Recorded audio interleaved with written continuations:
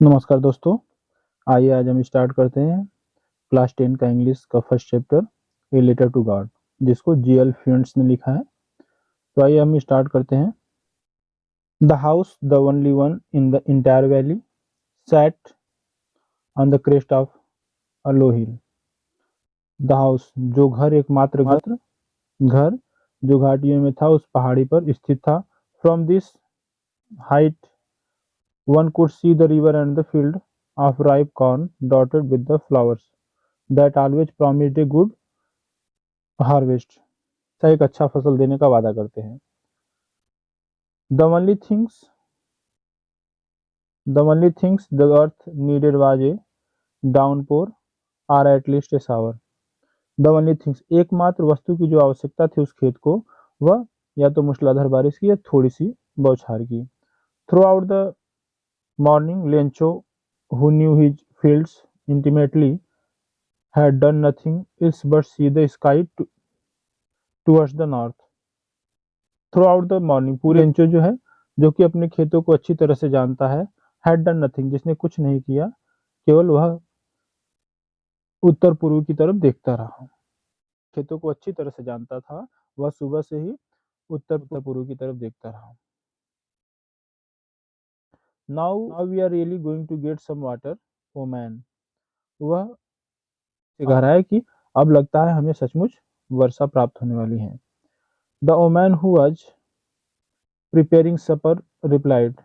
वह महिला जो कि अपनी पत्नी से जब उसने कहा कि लगता है सचमुच हमें अब वर्षा मिलने वाला है, अर्थात बारिश होने वाला है, तब उस औरत ने उत्तर दिया, जो कि क्या कर रही थी, प्रिपेयरिंग सपर, रात का भोजन बना रही थी। यस गॉड विलिंग, हाँ यदि भगवान की इच्छा रही तो सचमुच हमें वर्षा मिल जाएगा, अर्थात बारिश होगा। The older boys were working in the field. जो बड़ा वाला लड़का था वह खेत में काम कर रहा था। While the smaller ones were playing near the house until the women called to them. जबकि छोटा वाला जो बच्चा था, were playing near the house, वह घर के पास ही खेल रहा था। Until the women called to them, जब तक उन लोगों को बुलाया ना, तब तक बड़ा वाला बच्चा खेत में काम कर रहा था और छोटा वाला घर के ही पास खेल रहा था। कम फॉर डिनर, और उनकी माँ ने बुलाया, आ जाओ रात्रि का भोजन करने के लिए। It was during the meal that, रात का भोजन कर रहे थे लोग। It was during the meal मतलब भोजन जब वे लोग कर रहे थे, जस्ट एज उसी समय big drops of rain began to fall, जैसा कि लेंचो ने प्रेडिक्ट कर चुका था, प्रेडिक्ट मीन्स भविष्यवाणी कर चुका था बारिश का।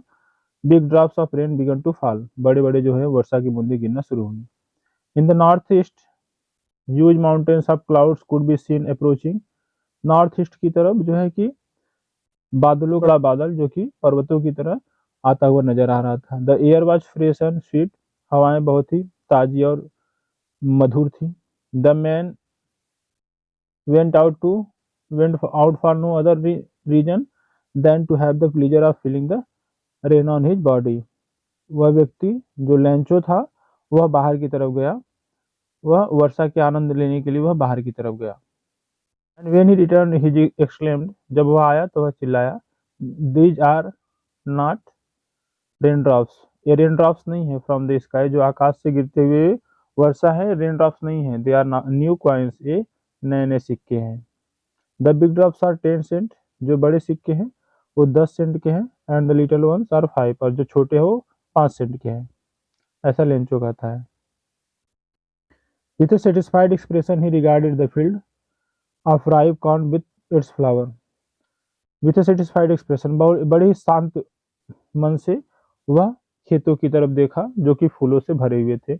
Draped it in A curtain of rain, जो कि कर्टेन ऑफ रेन जो कि वर्षा से भर चुके थे। But suddenly a strong wind began to blow, अचानक तभी बहुत तेजी से हवा बहना शुरू हो गया।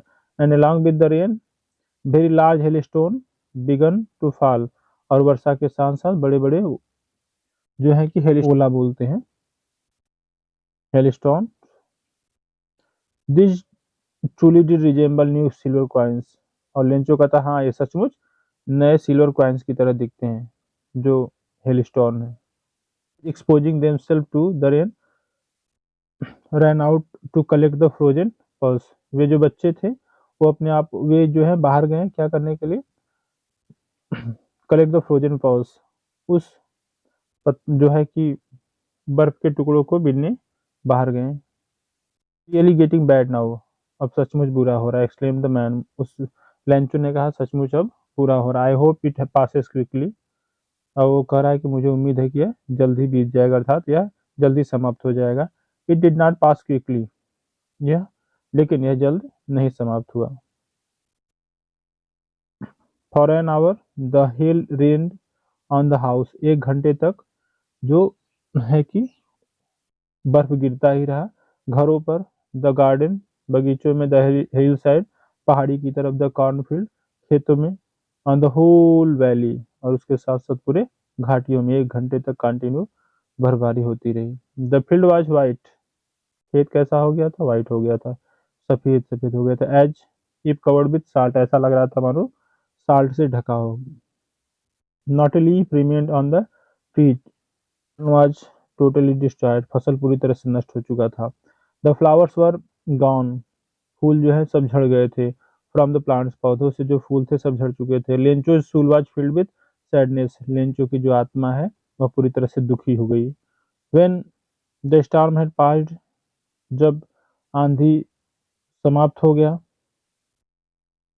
He stood in the middle of the field, वह जो है खेत के बीचों बीच खड़ा था। And said to his sons, और अपने पुत्रों से कहा, a plague of locusts would have left more than this, उसने अपने पुत्रों से कहा कि यदि टिड्डियों का एक दल होता और मेरे खेत में आता तो शायद इसमें से कुछ फसल बचा होता। The hell has left nothing, और ये हेल जो है, ओला जो है, वो हमारे लिए कुछ नहीं छोड़ा। This year we will have no corn, इस साल हमारे पास कोई फसल नहीं होगा। That night was a sorrowful one, और वह रात उसके जीवन का एक बहुत दुखी रात था। All our work for nothing, जितना भी हमने काम किया वो कुछ नहीं के बराबर हुआ।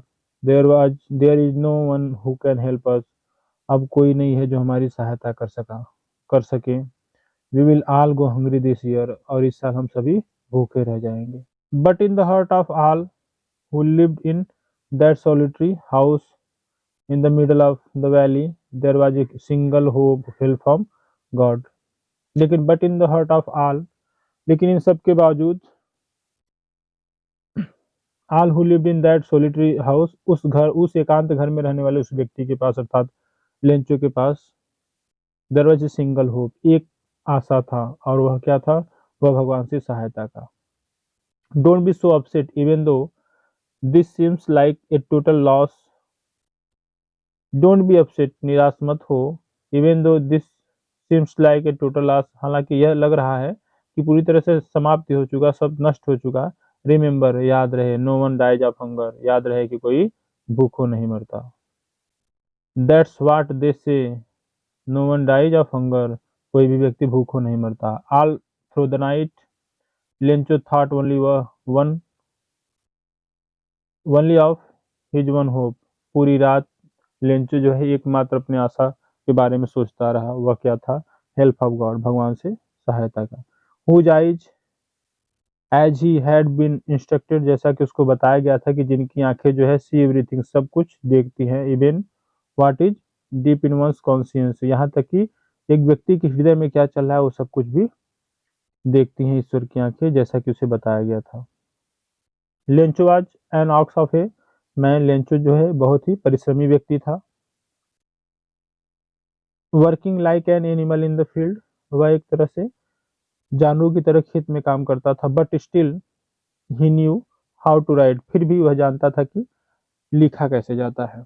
द फॉलोइंग संडे, आने वाले रविवार को, at the daybreak, lunch के दौरान, he began to write a letter, वह पत्र लिखना शुरू किया, which he himself would carry to town and place in the mail, जो कि वह स्वयं उसे लेकर जाएगा, नगर में, शहर में उसे ले जाएगा और स्वयं ही उसे पोस्ट करेगा। It was nothing less than a letter to God, और यह कुछ नहीं था जो पत्र उसने लिखा था, यह कुछ नहीं था, और था क्या, वह वही एकमात्र भगवान से सहायता करने के लिए जो उसने पत्र लिखा था। God, he wrote, if you don't help me, my family and I will go hungry this year, ईश्वर यदि आप मेरी सहायता नहीं करेंगे। I need 100 pesos in order to sow my field again and to live until the crop comes because the hailstorm. I need 100 pesos in order to sow my field again. मैं पुनः अपने खेतों में बुआई कर सकूं, इसके लिए मुझे 100 पीसों की जरूरत है। And to live until the crop comes, और जब तक फसल उग न जाए तब तक हम लोग जिंदा रह सके खा पी करके, उसके लिए हमें 100 पैसे की आवश्यकता है। बिकॉज द हेल स्टॉर्म, जैसा कि आप जानते हैं कि हेल स्टॉर्म था। So in order not to shake the writer's faith in God, the postmaster came up with an idea. Lencho का विश्वास भगवान से उठे न, इसलिए उसके अंदर एक विचार आया, पोस्टमास्टर के मन में एक विचार आया, आंसर द लेटर, कि वह प्रश्न उसके लेटर का उत्तर देगा। But when he opened it, लेकिन जो ही उसने पत्र खोला, it was evident that to answer it he needed something more than goodwill. जो उसने पत्र को खोला, उसने देखा कि उस पत्र को लिखने के लिए गुडविल, अच्छाई, इंक एंड पेपर को छोड़ करके किसी और भी चीज की आवश्यकता थी। But he stuck to his resolution, लेकिन वह अपने विचारों पे अडिग रहा। He asked for money from his employees, उसने अपने कर्मचारियों से पैसे की डिमांड की, मांग की। He himself gave a part of his salary, वह अपने सैलरी का कुछ हिस्सा देने के लिए कहा। And several friends of his वर, और उसके कुछ मित्र obliged to give something for an act of charity, एक चैरिटी के रूप में काम करने के लिए वह और उसके मित्रों ने यह वादा किया कि वो अपने सैलरी का कुछ हिस्सा देंगे। It was impossible for him to gather the 100 pesos, उसके लिए यह बड़ा ही कठिन था, पोस्टमास्टर के लिए बड़ा ही कठिन था कि वह और उसके साथी मिलकर के 100 pesos का व्यवस्था कर ले। So he was able to send the farmer only a little more than half, इसलिए वह आधे से कुछ पैसे ही उस किसान को भेजने में सक्षम रहा। He put the money in an envelope, उसने पैसे को एनवेलप में रखा।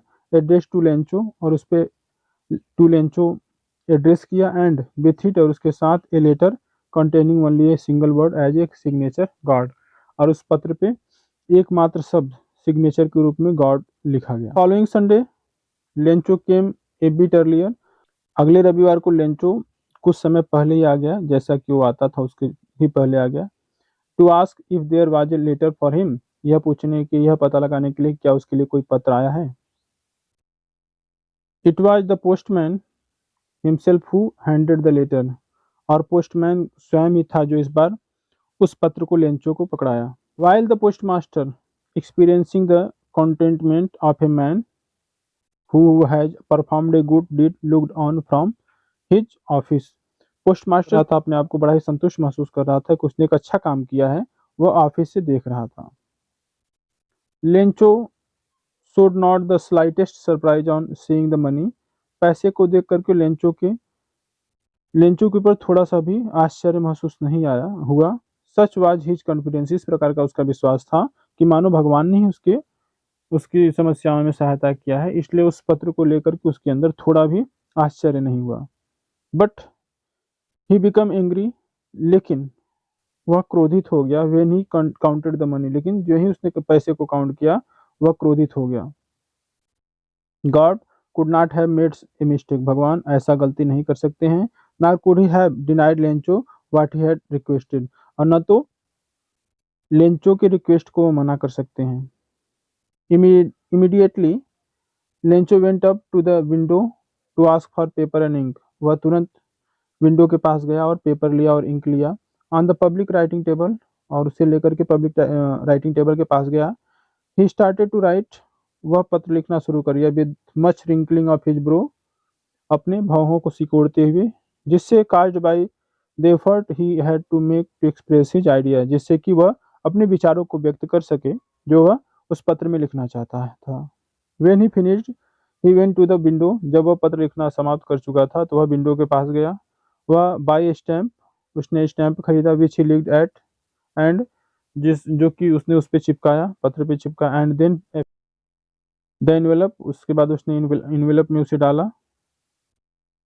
With a blow of fist, मुट्ठी की सहायता से उसे बंद कर दिया। The moment the letter fell into the mail box, और वह गया मेल बॉक्स में उसे डाला।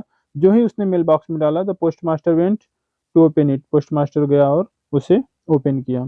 इट सेड, उसमें लिखा था, गॉड, भगवान, of the money that I asked for, जिस पैसे की मैंने आपसे, जो पैसे हमने आपसे मांगा था, ओनली 70 पीसेज रीच्ड मी, और उसमें से केवल 70 पैसे ही मेरे पास पहुंचे। सेंड मी द रेस्ट, जो और बचा है 70 पैसों को छोड़ करके और भी जो बचा है 30 पैसे, मुझे वो भेज दीजिए।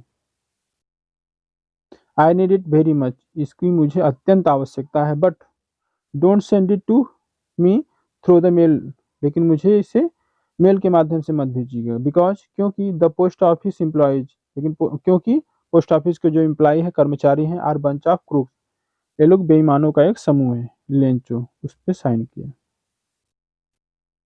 तो दोस्तों, thanks for watching this video. यदि यह वीडियो अच्छा लगे तो please like share and subscribe.